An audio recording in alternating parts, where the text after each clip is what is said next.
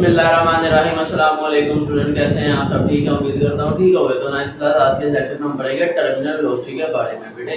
तो terminal velocity की important short भी है, लॉन्ग क्वेश्चन भी है, ठीक है। इसमें बहुत सारे एमसीक्यूज भी आते हैं। तो बेटे आपको साइड बाय साइड सारा कुछ डिटेल में डिस्क्राइब किया जाएगा, तो लेक्चर को ध्यान से सुनिएगा, ठीक है। इससे पहले अगर आपको मैं बता दूं, अगर प्रीवियसली कोई टॉपिक आपका स्किप हो गया तो मेरी 9th क्लास की फिजिक्स की प्लेलिस्ट है, आपको डिस्क्रिप्शन में भी लिंक मिल जाएगा और इस फोकस लिंक के टॉप राइट कॉर्नर पे भी आपको शो हो रही होगी। आप उसको ओपन करके कोई भी लेक्चर वहां से समझ सकते हैं। फर्दर आपने कोई और टॉपिक समझना है, आप मुझे कमेंट सेक्शन में बता सकते हैं, ठीक है बेटे। चलिए टॉपिक को स्टार्ट करते हैं। उससे पहले बता दूं, अगर अभी तक आपने चैनल को सब्सक्राइब नहीं किया तो जल्दी से सब्सक्राइब कर दें और बेल आइकन को प्रेस कर दें, ताकि आने वाले लेटेस्ट लेक्चर आप तक टाइमली पहुंच सके और आप उसकी तैयारी कर सके जी। तो बेटे टर्मिनल वेलोसिटी हमारा आज का बहुत अहम टॉपिक है, जिसमें हम सबसे पहले इसकी एक डेफिनेशन है उसके बारे में बात करते हैं कि when upward air resistance balances the downward force of gravity on a falling object. क्या मतलब, ठीक है। अब मिसाल के तौर पर मेरे पास जैसे ये एक मार्कर है, इसको मैं ड्रॉ करता हूँ एक हाइट से, ठीक है। तो क्या यहाँ पर इस पे कोई एयर रेजिस्टेंस एक्ट कर रही है? बिल्कुल कर रही है, ठीक है। एयर रेजिस्टेंस क्या है बेटे? अगर हम देखें ना, बाइक बहुत चला रहे हैं और बाइक पे हमारी स्पीड इस वक्त 90 100 की है, 120 की है, तो एयर की जो रेजिस्टेंस है वो हमारी आंखों में जब लगेंगे एयर हवा, तो उससे आंखों से आपको पता है पानी भी निकल आता है, डस्ट पार्टिकल लगते हैं तो आईज रेड भी हो जाती है, वो एयर रेजिस्टेंस की वजह से होता है ऐसा, ठीक है बेटे। इसी तरह जब एक ऑब्जेक्ट को हम एक काफी ज्यादा हाइट से थ्रो करेंगे, ठीक है ना, मिसाल के तौर पर एक पैरा शूट पहन के एक शख्स प्लेन से जंप कर रहा है, ठीक है, यार रेन ड्रॉपलेट है वो बादलों से अभी निकला है, ली हुआ है उसने, ठीक है ना, जमीन की तरफ मूव कर रहा है, बारिश होती है जब, तो बेटे अब वो दोनों मूव करेंगे, उनको फेस करनी पड़ेगी air resistance, okay, according to their surface area. जितना सरफेस एरिया ज्यादा होगा उतनी उनको रेजिस्टेंस भी ज्यादा फेस करनी पड़ेगी, ठीक हो गया।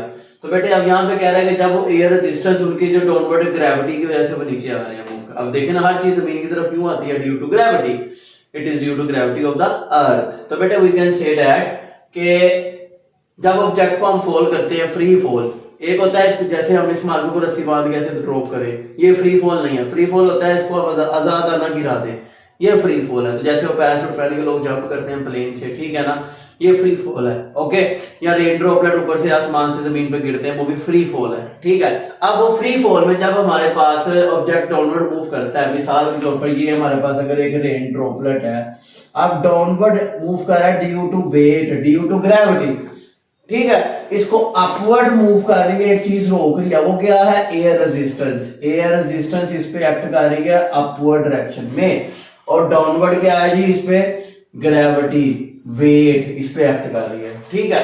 अब जब ये दोनों एक दूसरे के इक्वल हो जाएंगे, इसका मतलब है कि इस वक्त ये रेन ड्रॉपलेट हमारा कांस्टेंट वेलोसिटी से मूव करेगा, ठीक है, बट पहले उसकी वेलोसिटी कुछ इंक्रीज करेगी, ठीक है। हाँ, क्योंकि जैसे वो जंप करेगा एयरप्लेन से पैराशूट पहन के पैराट्रूपर, तो उसकी वेलोसिटी इंक्रीज करेगी ड्यू टू ग्रेविटेशनल एक्सेलरेशन, ठीक है।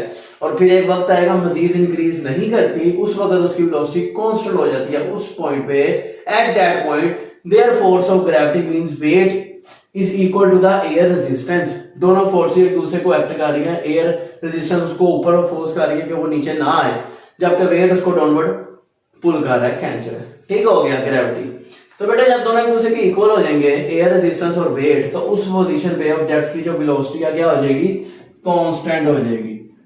इस कांस्टेंट वेलोसिटी को हम क्या कहते हैं? Terminal velocity. उम्मीद है आपको बात समझ आ गई होगी। आइए इसको मजीद एक्सप्लेन करते हैं। कहता है for example, paradropper coming down with the constant velocity. Paradropper downward move करता है, किस वेलोसिटी से करता है? Constant velocity. उस कांस्टेंट वेलोसिटी को हम क्या बोलते हैं? Terminal velocity, okay. तो अगर आपको शॉर्ट क्वेश्चन आए तो आप इतना इसकी डेफिनेशन विद एग्जांपल बताते हैं, डेट्स इनफ। लेकिन अगर आपको लॉन्ग क्वेश्चन आए तो साथ आप इसकी एक्सप्लेनेशन भी करेंगे। चलिए एक्सप्लेनेशन को स्टार्ट करते हैं। तो student let's talk about the explanation of terminal velocity. सबसे पहले हम एक्सप्लेन करते हैं कि let us consider object fall freely. जैसे मैंने आपको एग्जांपल दी है रेन ड्रॉपलेट की, ये डाउनवर्ड मूव कर रहा है, फ्री फॉल कर रहा है, okay. It is accelerated by an acceleration of 10 ms-2। ये इस एक्सेलरेशन से डाउनवर्ड मूव कर रहा है 10 ms-2 पे। ये कहां से आएगी? जी की वैल्यू होती है, हमने चैप्टर 2 में पढ़ी है। फ्री फॉल ऑब्जेक्ट मूव करते हैं जिस एक्सेलरेशन से, कहते हैं ग्रेविटेशनल एक्सेलरेशन, उसकी वैल्यू होती है 10 ms-2। ये उसकी वैल्यू है 10 ms-2। फिर बेटे फिर यहाँ पे कहता है कि air resistance play an important role in the determination of how fast an object accelerate when it fall. कि जब आप एक ऑब्जेक्ट को फॉल करोगे, एक हाइट से थ्रो करोगे, तो उसकी जो वेलोसिटी है, जो एक्सेलरेशन से वो मूव करेगा, वो डिपेंड करता है एयर रेजिस्टेंस पे। जितना एयर रेजिस्टेंस ज्यादा उस पे एक्ट करेगी, उतना एक्सेलरेशन कम होगा, उतना वो स्लोली मूव करेगा। ये बात आपको एक्सप्लेन करने के लिए हम एक एक्सप्लेनेशन में एग्जांपल लेते हैं कि मिसाल के तौर पर हमने क्या किया, हमारे पास एक क्रिकेट बॉल है, एक हमारे पास क्रिकेट बॉल है, ये क्रिकेट बॉल है हमारे पास, और एक हमारे पास स्टाइरोफोम है। स्टाइरोफोम आपको पता है कि फोम होता है, ठीक है ना, जो एसी फ्रिज वगैरह टीवी इनको पैक करने के लिए, पैकिंग के लिए बॉक्स में यूज करते हैं, ठीक है बेटे। तो बेटे इंसुलेटर होता है ये, और काफी लाइट वेट होता है। अब सुने, कहता है कि जब हम एक क्रिकेट बॉल, ओके, और एक स्टाइरोफोम, दोनों को हम ले रहे हैं सेम वेट, कंडीशन क्या है कि दोनों का वेट क्या है, सेम है, और सेम हाइट से थ्रो कर रहे हैं, हाइट भी सेम है, ठीक है। दो ऑब्जेक्ट हैं, एक क्रिकेट बॉल, एक स्टाइरोफोम, दोनों को सेम हाइट से हम ड्रॉप करेंगे। अब क्रिकेट बॉल आपको पता है राउंड शेप है, ठीक है, ये बॉल है मिसाल के तौर पर। स्टाइरोफोम आपको पता है एक स्क्वायर रेक्टेंगल कोई शेप होती है उसकी, ठीक है। अब इसका सरफेस एरिया है ज्यादा, डाउनवर्ड, दोनों डाउनवर्ड मूव कर रहे हैं, ये भी नीचे मूव कर रहा है, ये भी मूव कर रहा है downward under the action of gravity. अब आप देखें, इसका सरफेस एरिया कम है, इसका सरफेस एरिया ज्यादा है, तो बेटे इस पे हमारे पास बॉल पे जो एयर रेजिस्टेंस है वो कम एक्ट कर रही है, जबकि इस स्टाइरोफोम पे ज्यादा एक्ट कर रही है। ये हमारा स्टाइरोफोम है, इसका सरफेस एरिया ज्यादा है, तो इस पे एयर रेजिस्टेंस भी ज्यादा एक्ट करेगी। Just because of this air resistance it move slowly but the ball move faster, ठीक हो गया। तो ये देखिए, मैंने बताया कि जब हम सेम वेट के दो ऑब्जेक्ट हैं, स्टाइरोफोम और बॉल, उसको ड्रॉप करेंगे at the same height, they will hit the ground at the same time, okay, same time पे ग्राउंड को हिट करेंगे।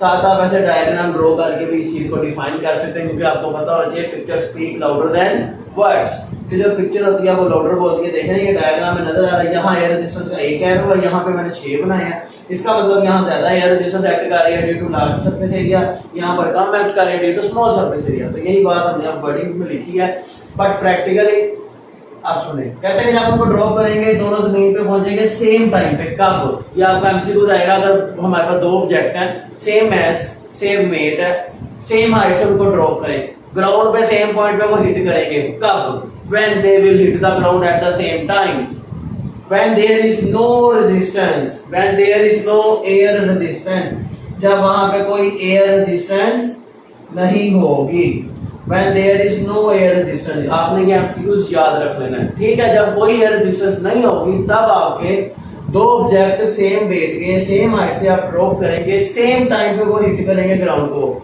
Remember this thing, okay. इसी तरह बेटे आगे बात करते हैं कि जब बट प्रैक्टिकली, लेकिन हकीकत में ऐसा नहीं होता। आप अभी छत पे जाए, आपने एक ईंट ले लेनी है, ठीक है, एक स्टाइरोफोम ले लेना है, अब दोनों का वेट पहले आपने मेजर कर लेना है इक्वली, ठीक है, बॉल और ये आप ऐसे प्रैक्टिकल कर सकते हैं, ठीक है। तो आप देखेंगे दोनों जमीन पे, गली में जब देखेंगे आप, उसकी जमीन पे जाके जब टकराएंगे, सेम वक्त पे नहीं टकराएंगे, अभी ईंट का वजन ज्यादा पहले पहुंचेगी, ठीक है, और वो देर से, क्यों? एयर रेजिस्टेंस आ, याद रखना आपने। तो कहते हैं जब हम ड्रॉप करेंगे तो बॉल ड्रॉप होगी फास्टर, क्यों? Why? Because styrofoam will face more air resistance due to large surface area. तो दिस इज द रीजन। आपका एमसीक्यू आ सकते हैं, शॉर्ट में आ सकता है, जैसे इस बार उन्होंने कहा बोर्ड में वो क्वेश्चन देंगे कंसेप्चुअली भी, ठीक है, कि अगर हम दो ऑब्जेक्ट है, एक बॉल है, एक स्टाइरोफोम है, दोनों को हम ड्रॉप करेंगे, सेम वेट है दोनों का, दोनों को सेम हाइट से ड्रॉप करेंगे, सेम पॉइंट पे, सेम टाइम पे ग्राउंड को कब हिट करेंगे और कब नहीं करेंगे, ऐसे आपको सवाल आ सकता है। तो कब हिट करेंगे? जब कोई रेजिस्टेंस नहीं होगी, और डिफरेंट टाइम पे ये ऐसे भी हो सकता है कि जब दोनों को ड्रॉप करेंगे। Why ball drop faster? Ball drop faster क्यों है? Because styrofoam will face more air resistance, styrofoam move slowly, why? Styro it will drop slowly, styrofoam drop slowly, why? ऐसे भी आपसे पूछ सकते हैं, तो आपको ये सारे क्वेश्चन पता होना चाहिए विद एमसीक्यूज भी आपको, ठीक हो गया बेटे। तो ये था हमारा आज का टॉपिक टर्मिनल वेलोसिटी। उम्मीद है आपको समझ आ गया होगा। I hope you people understood it. Okay, चलें मिलते हैं आपसे नेक्स्ट वीडियो में जिसमें हम पढ़ेंगे force and momentum. See you then, अल्लाह हाफिज़।